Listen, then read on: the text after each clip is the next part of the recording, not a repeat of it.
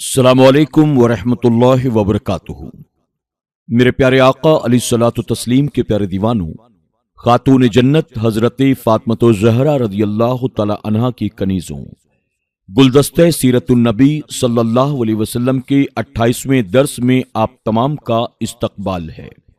کل کے درس میں ہم نے نبوی دعاؤں کے تعلق سے سماعت کیا، جس میں دنیا و آخرت کی بھلائی کی دعا، ہر بلا و مصیبت سے نجات کی دعا، بے چینی اور شفا کی دعا، اسی طرح کھانے، سونے، سو کر اٹھنے، لباس پہننے، سفر پر جانے اور سفر سے واپس آنے کی دعا سماعت کی۔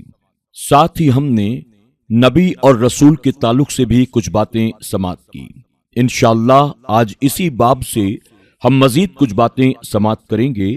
آپ تمام سے گزارش ہے کہ آپ شروع سے لے کر آخر تک اس درس کو ضرور سنیں اور اپنے دوست احباب کے ساتھ بھی شیئر کرنا نہ بھولیں۔ آئیے درس کا آغاز اللہ کے پیارے محبوب صلی اللہ علیہ وسلم پر درود و سلام کے ساتھ کرتے ہیں۔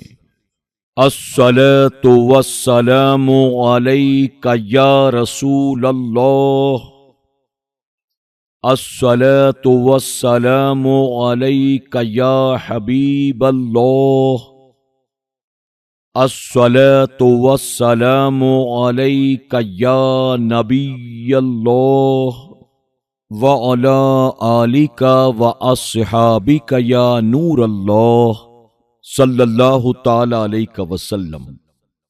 علم غیب، اللہ تبارک و تعالی نے انبیاء علیہ السلام کو اپنے غیوب پر اطلاع دی۔ زمین و آسمان کا ہر ذرہ نبی کے پیش نظر ہے، مگر یہ علم غیب جو ان کو ہے اللہ کی عطا سے ہے، لہذا ان کا علم عطائی ہوا، اور علم عطائی اللہ تبارک و تعالیٰ کے لیے محال ہے کہ اس کی کوئی صفت، کوئی کمال کسی کا دیا ہوا نہیں ہو سکتا، بلکہ ذاتی ہے۔ جو لوگ انبیاء بلکہ سید الانبیاء صلی اللہ علیہ وسلم کے متعلق علم غیب کی نفی کرتے ہیں، وہ قرآن عظیم کی اس آیت کے مصداق ہیں۔ افتؤمنون ببعض الكتاب وتکفرون ببعض، یعنی قرآن عظیم کی بعض باتیں مانتے ہیں اور بعض کے ساتھ کفر کرتے ہیں کہ آیت نفی دیکھتے ہیں، اور ان آیتوں سے جن میں انبیاء کو علوم غیب عطا کیا جانا بیان کیا گیا ہے انکار کرتے ہیں، حالانکہ نفی و اثبات دونوں حق ہے کہ نفی علم ذاتی کی ہے کہ یہ خاصائے الوہیت ہے، اس بات عطائی کا ہے کہ یہ انبیاء علیہ السلام کی شایان شان ہے، اور منافی الوہیت ہے۔ یہ کہنا کہ ہر ذرے کا علم نبی کے لیے مانا جائے تو خالق و مخلوق کی مساوات یعنی برابری لازم آئے گی، باطل محض ہے کہ مساوات تو جب لازم آئے گی کہ اللہ تبارک و تعالیٰ کے لیے بھی اتنا ہی علم ثابت کیا جائے، اور یہ نہ کہے گا مگر کافر۔ انبیاء علیہ السلام غیب کی خبریں دینے کے لیے آتے ہی ہیں کہ جنت و نار، وہ حشر و نشر، وہ عذاب و ثواب، غیب نہیں تو اور کیا ہے۔ ان کا منصب ہی یہ ہے کہ وہ باتیں ارشاد فرمائیں جن تک عقل و حواس کی رسائی نہیں، اور اسی کا نام غیب ہے۔ اولیاء کو بھی غیب عطائی ہوتا ہے، مگر بواسطہ انبیاء۔ انبیاء کی فضیلت، انبیاء اکرام تمام مخلوق یہاں تک کہ رسل ملائکہ سے افضل ہیں۔ ولی کتنا ہی بڑے مرتبے والا ہو، کسی کے برابر نہیں ہو سکتا۔ جو کسی غیر نبی سے افضل یا برابر بتائے کافر ہے۔ نبی کی اطاعت فرض عین بلکہ اصل تمام فرائض ہے۔ کسی نبی کی ادنا توہین یا تکذیب یعنی جھٹلانا کفر ہے۔ تعداد انبیاء، انبیاء کی کوئی تعداد معین کرنا جائز نہیں ہے کہ خبریں احادیث اس باب میں مختلف ہیں، اور تعداد معین پر ایمان رکھنے میں کسی نبی کو نبوت سے خارج ماننے یا غیر نبی کو نبی ماننے کا احتمال ہے، اور یہ دونوں باتیں کفر ہیں۔ لہٰذا یہ اعتقاد چاہیے کہ اللہ کے ہر نبی پر ہمارا ایمان ہے۔ حضرت آدم علیہ السلام سے ہمارے حضور سید عالم صلی اللہ علیہ وسلم تک اللہ تعالیٰ نے بہت سے نبی بھیجے۔ بعض کا صریح ذکر قرآن مجید میں ہے اور بعض کا نہیں۔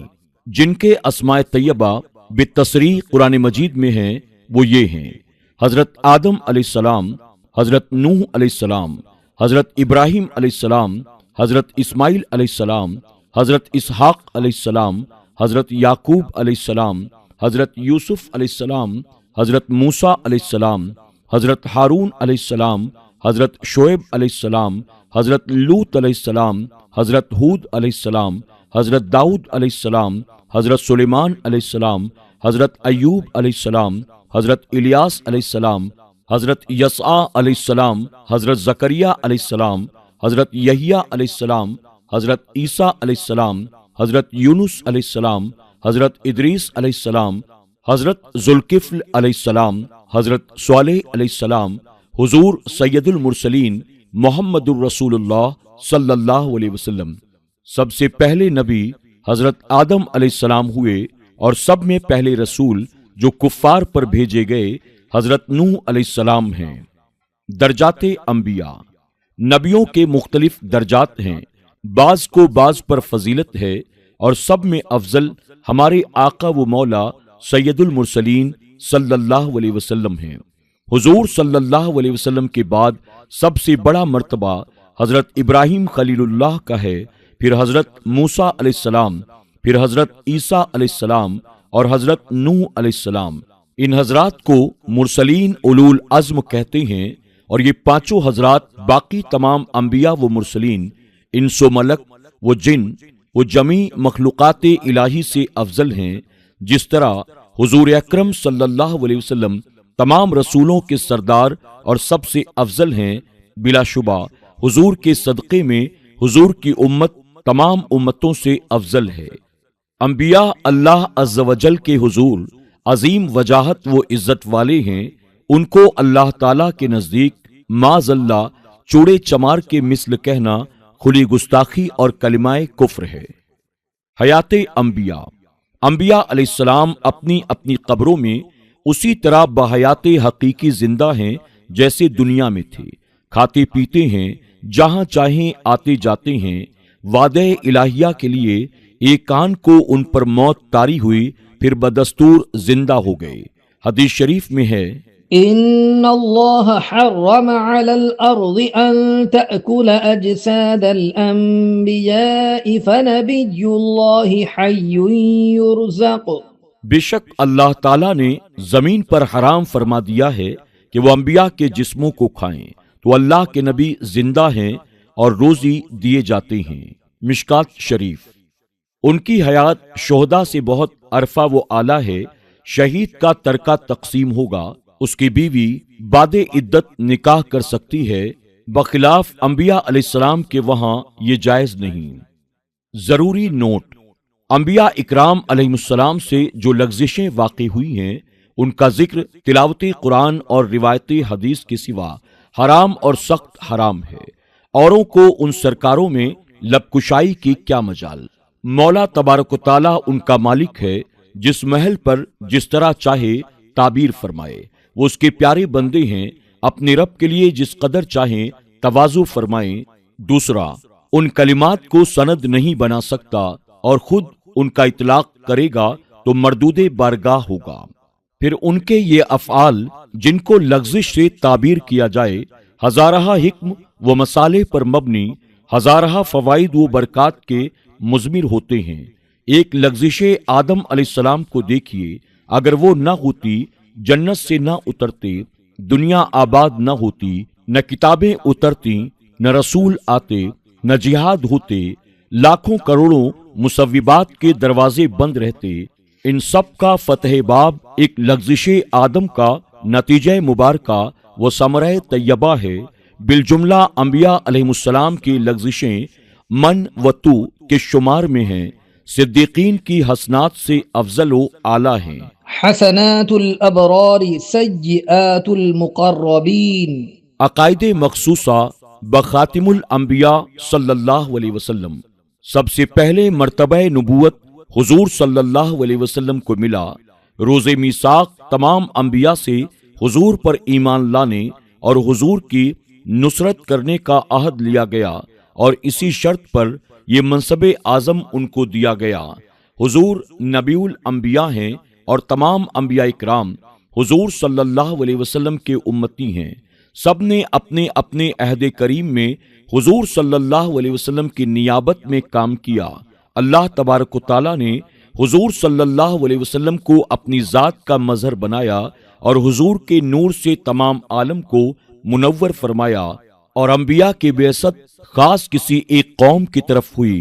حضور اقدس صلی اللہ علیہ وسلم تمام مخلوق جن و انس بلکہ ملائک، حیوانات، جمادات سب کی طرف مبعوث ہوئے۔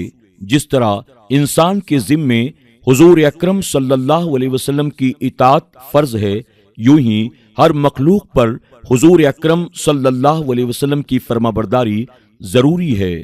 حضور اقدس صلی اللہ علیہ وسلم ملائکہ و انس و جن و حور و گلمان و حیوانات و جمادات و نباتات غرض تمام عالم کے لیے رحمت ہیں، اور مسلمانوں پر تو نہایت ہی مہربان۔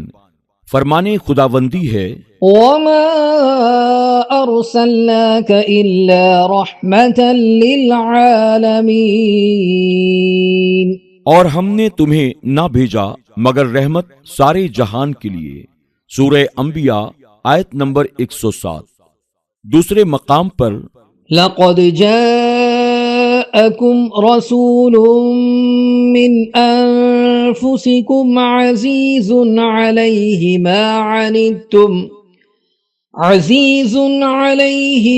عنتم حريص عليكم بالمؤمنين رؤوف رحيم۔ بے شک تمہارے پاس تشریف لائے تم میں سے وہ رسول جن پر تمہارا مشقت میں پڑنا گراں ہے، تمہاری بھلائی کے نہایت چاہنے والے مسلمانوں پر کمال مہربان۔ سورہ توبہ آیت نمبر 128۔ حضور صلی اللہ علیہ وسلم کا کمال۔ حضور صلی اللہ علیہ وسلم افضل جمیع مخلوق الہی ہیں، اور اوروں کو فردن فردن جو کمالات عطا ہوئے حضور صلی اللہ علیہ وسلم نے وہ سب جمع کر دیے گئے، اور ان کے علاوہ حضور کو وہ کمالات ملے جن میں کسی کا حصہ نہیں، بلکہ اوروں کو جو کچھ ملا حضور کے طفیل میں حضور کے دستے اقدس سے ملا، اور کوئی کمال اس لیے کمال ہوا کہ حضور کی صفت ہے، اور حضور اپنے رب کے کرم سے اپنے نفس ذات میں کامل و اکمل ہیں۔ حضور صلی اللہ علیہ وسلم کا کمال کسی وصف سے نہیں بلکہ اس وصف کا کمال ہے کہ کامل کی صفت بن کر خود کمال کامل بن گیا، کہ جس میں پایا جائے اس کو کامل بنا دے۔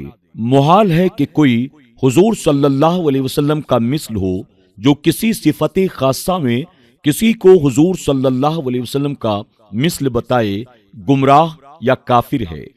حضور صلی اللہ علیہ وسلم کو اللہ تبارک و تعالیٰ نے مرتبہ محبوبیت کبریٰ سے سرفراز فرمایا کہ تمام مخلوق جویائے رضائے مولا ہے، اور مولا تبارک و تعالیٰ طالب رضائے مصطفیٰ صلی اللہ علیہ وسلم۔ حضور صلی اللہ علیہ وسلم کی خصائص سے معراج ہے کہ مسجد حرام سے مسجد اقصیٰ تک، اور وہاں سے ساتویں آسمان اور کرسی و عرش تک، بلکہ بالائے عرش رات کے ایک خفیف حصے میں ماں جسم تشریف لے گئے، اور وہ قرب حاصل کیا کہ کسی بشر و ملک کو کبھی نہ حاصل ہوا نہ ہوگا، اور جمال الہی بچشم سر دیکھا، اور کلام الہی بلا واسطہ سنا، اور تمام ملکوت السماوات والارض کو بالتفصیل ذرہ ذرہ ملاحظہ فرمایا۔ میرے پیارے آقا علیہ الصلوۃ والتسلیم کے پیارے دیوانوں، خاتون جنت حضرت فاطمۃ الزہرا رضی اللہ تعالی عنہا کی کنیزوں، آج کے درس میں بس اتنا ہی۔